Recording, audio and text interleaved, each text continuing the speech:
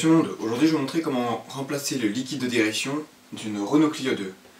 Pour commencer, vous devez donc acheter le liquide de direction et vous munir ici donc d'une clé de 21.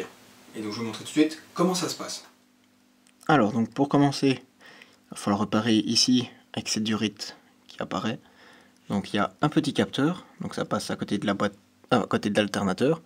Donc c'est ceci qui a un écrou de 21. J'essaie de mieux vous le montrer. Donc c'est juste ce qui est là à côté de mon téléphone.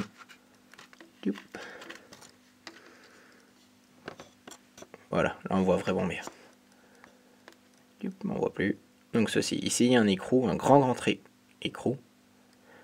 Et donc c'est du 21 et c'est ça qu'il va falloir enlever. Certaines personnes conseillent de directement dévisser sur la crémaillère, mais moi personnellement je vous le déconseille. Enfin, pas pour venir dérégler des affaires. Alors pour pouvoir effectuer l'opération, il faudra impérativement 2 chandelles pour pouvoir surélever l'avant pour ne plus que les roues touchent le sol. Donc ainsi ce que vous allez pouvoir faire, c'est venir dévisser le bouchon du bocal et venir défaire l'écrou donc de 21. Donc en même temps nettoyer le capteur.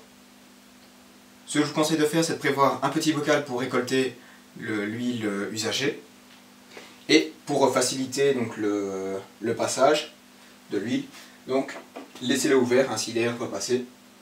Ensuite, pour le remplissage, c'est très simple, donc il vous suffit de bien réinstaller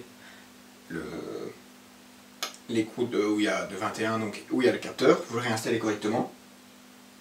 Et vu que c'est un endroit qui est très bas, donc là, moi ici j'ai quasiment 1 litre qui est sorti, et c'est ce qui est préconisé, donc 1 litre pour une Renault Clio. Et la dernière chose à faire, donc après quand vous aurez tout remis, c'est de venir remplir, et là donc allez-y mollo, et c'est quand même de respecter le minimum et le maximum. Et si vous ne voyez pas correctement, ce que vous pouvez venir faire, c'est venir mettre, de préférence quand il fait vraiment nuit, une lampe au-dessus, et ainsi vous pourrez voir correctement le minimum et le maximum. Donc ici je vais vous le montrer tout de suite.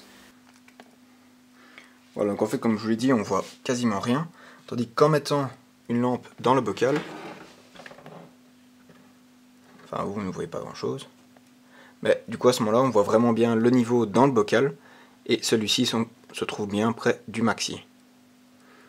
Donc c'est une petite astuce, parce que vous avez le fond du bocal, qui lui n'est pas forcément une garantie d'avoir assez de liquide de direction. Et donc voilà.